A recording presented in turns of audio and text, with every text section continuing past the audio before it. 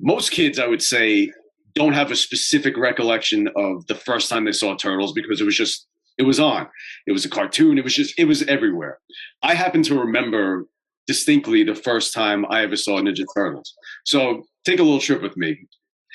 Picture September 1989. I'm going into my first day in pre-K, going to a new school, St. Anselm in Brooklyn. And my parents walk me into the classroom and I see a bunch of kids playing. There's a lot of toys out, there's blocks, there's dinosaurs. This seems great. So I walk in, go sit down at a table, and I bring some building blocks to the table, and I'm playing. And there's a kid sitting across from me.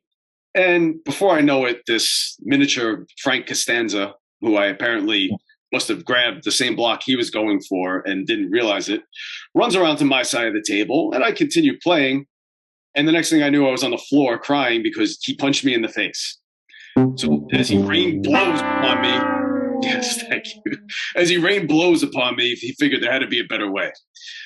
So my parents were still with me at that point because this is introduction to preschool. And, we picked me up. And after I stopped crying profusely, dusting myself off, we decided maybe it'd be better to go play with another child who wasn't a budding sociopath.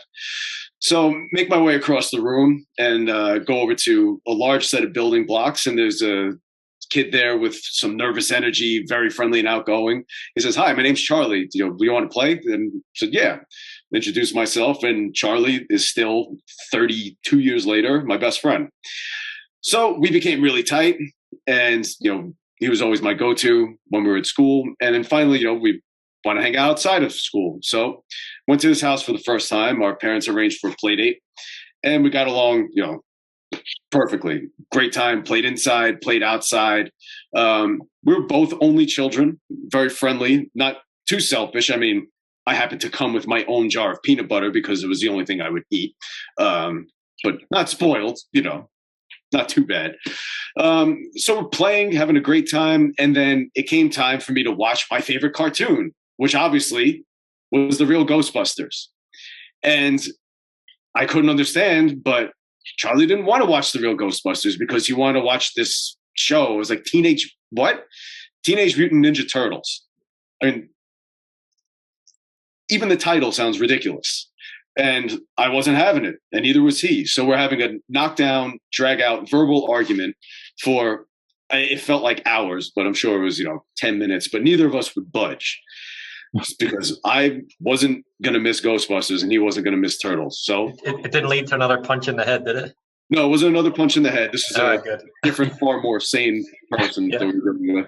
Right. But his dad went upstairs, got a second TV from upstairs in the house, and brought it down to the living room where there was obviously only one TV. So now we had two TVs set up in the living room on opposite sides, and each of us was going to watch his own show. How loaded were they? Not loaded. I mean, it wasn't like they pulled out, a 60-inch TV or, like a projector.